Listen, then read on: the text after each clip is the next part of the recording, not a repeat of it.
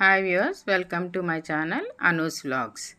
ఈరోజు మనం ఒక కొత్త విషయాన్ని తెలుసుకుందామండి. అదేంటంటే ఇలా ట్రెడిషనల్గా రథసప్తమికి మనం ఇంట్లో పాలు ఎలా పొంగించుకోవాలో చూద్దాం.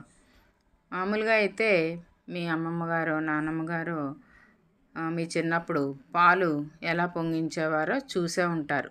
రథసప్తమికి బయట మనకి పెరడు ఉండేది ఒకప్పుడు. ఆ పెరట్లో ఒక పిడకలతో పొయ్యి పెట్టి దాని మీద పాలు పొంగించి పూజ చేసేవారు. కానీ ఇప్పుడు మనకంతా కూడా ఎక్కువగా అపార్ట్మెంట్లే కదండి. అందువల్ల మనకి అలా పొయ్యి పెట్టుకోవడానికి ఇబ్బంది. అదే ఇబ్బందిని నేను కూడా ఫేస్ చేసి చాలా సంవత్సరాలు మామూలుగానే పొయ్యి మీద పొంగించేసానండి. ఈ సంవత్సరం ఎందుకో చిన్న ఐడియా వచ్చింది, ఇలా చేస్తే బాగుంటుంది కదా అని. సో నేను పిడకల్ని తీసుకొచ్చి, నేను పెట్టిన పిడకల్ని ఏరు పిడకలు అంటారండి. డైరెక్ట్గా ఆవు పేడ వేసిన వాటిని ఏరి తెస్తారనమాట, అందుకని ఏరు పిడకలు అంటారు. మనకు అలా కాకుండా మామూలు పిడకలు కూడా దొరుకుతాయి కదా, అమెజాన్లో దొరుకుతున్నాయండి. అవి తెప్పించుకుని మనం ఇలాగా పొయ్యి బర్నర్ చుట్టూ నాలుగు వైపులా పెట్టుకుంటే బర్నర్ ఏం పాడవదండి. నేను పర్సనల్గా కూడా ట్రై చేసి చూశాను కాబట్టి మీకు చెప్తున్నాను. బర్నర్తో ఏం ప్రాబ్లం రాదు. సో ఇలా పెట్టుకుని గిన్నె పొయ్యి మీద పెట్టి ఒక 1/2 లీటర్ పాలు అందులో పోసి నేను పాలు పొంగించుకున్నాను. అంటే ఈ సంవత్సరం రథసప్తమి అయిపోయింది, కానీ నెక్స్ట్ ఇయర్కి మనకి చేసుకోవడానికి బాగుంటుంది కదండి. అందుకనే ఈ వీడియోని చేసి మీకు పెడుతున్నాను అన్నమాట. సో ఇలాగా మనం పాలు ఇంట్లో పొంగించుకుంటే చాలా మంచిదండి. ఇంట్లో పాలు పొంగితే చాలా మంచిది ఇంట్లో ఉన్న వాళ్ళందరికీ కూడాని. సో ఇలాగా ట్రెడిషనల్గా మనకి ఇంట్లో పాలు పొంగించుకోవచ్చు. ఇది ఒక రకమైన సంతృప్తిని మనకి ఇస్తుంది కదా. మీకు కూడా అలా అనిపిస్తుంది కదా. సో మీరు కూడా నెక్స్ట్ ఇయర్ ఇలా పాలు పొంగించుకోవడానికి ట్రై చేయండి. సో ఇలా పాలు పొంగిన తర్వాత ఇందులో మనం పరమాన్నం వండుతాం కదండి. సూర్యభగవానుడికి పరమాన్నం వండి మనం నైవేద్యం పెడతాం. సో అందుకోసం ఇలాగా మనం పాలల్లో బియ్యం వేసుకుని ఒక 1/2 లీటర్ పాలకి 100 గ్రాములు బియ్యం వేసుకుంటే పరమాన్నం చాలా రుచికరంగా ఉంటుందండి. సో అలాగే దీన్ని మనం చెరుకు గడతోనే తిప్పుతాం. ఈరోజు గరిటె ఉపయోగించాం, చెరుకు గడతో మనం ఇలా తిప్పడం వలన పరమాన్నంకి వేరే టేస్ట్ వస్తుందన్నమాట.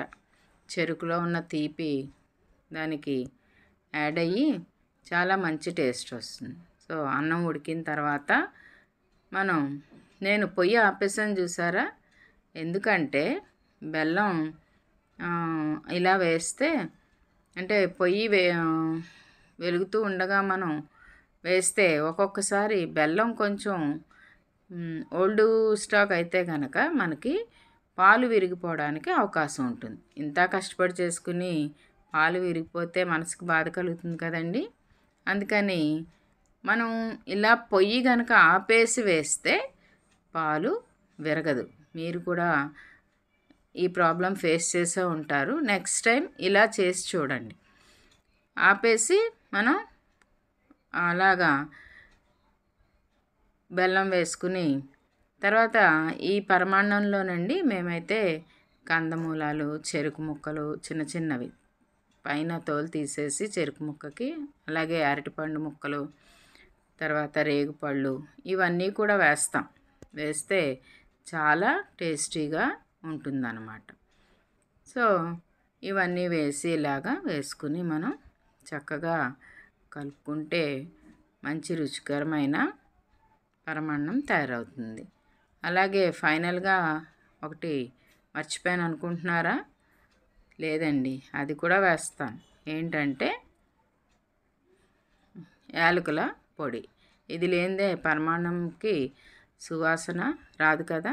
సో యాలకుల్ని పంచదారలో కలిపి పొడి చేసి పెట్టుకున్నామండి. దాన్ని ఇలా వేసి కలుపుకుంటే దేవుడి పూజకి పరమాన్నం రెడీ అయిపోయింది. అయితే నేను పూజ ఎప్పుడూ కూడా మా టెర్రస్ మీద చేసుకుంటానండి. ఎందుకంటే మాకు బాల్కనీలోకి ఈస్ట్ సైడు మాకు కనబడదు, సూర్యుడు కనబడ్డు అసలు.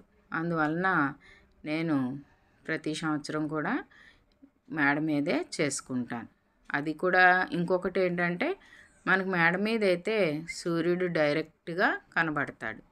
సో మనకి డైరెక్ట్గా సూర్యుడు కనబడుతున్నప్పుడు చాలా హ్యాపీగా మనం టెర్రస్ మీద పూజ చేసుకోవచ్చు. పూజకు కావాల్సిన వస్తువులన్నీ నేను మేడ మీదకి తీసుకువెళ్ళి ఇలాగా మేడ మీద చక్కగా తులసమ్మ దగ్గర పెట్టుకుని ముందు వినాయకుడికి పూజ చేసి తర్వాత సూర్యభగవానుడికి పూజ చేసుకుంటానండి. నేను డైరెక్ట్గా సూర్యుడికి మనం పుష్పం అలాగే అక్షంతలు, గంధం, బొట్టు అన్నీ సమర్పించుకోవచ్చు.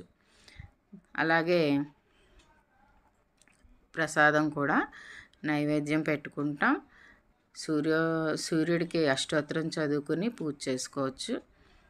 సో పూజ అంతా అయిన తర్వాత సూర్యభగవానుడికి అర్ఘ్యం కూడా ఇవ్వచ్చు. అలాగే సూర్యుడిని రథంపై కూడా మనం లాగా తిప్పుకోవచ్చు. సో నెక్స్ట్ టైం మీరు ఇలాగా ట్రై చేయండి. ఈ వీడియో మీకు నచ్చితే లైక్ చేయండి, నా ఛానల్ సబ్స్క్రైబ్ చేసుకోండి.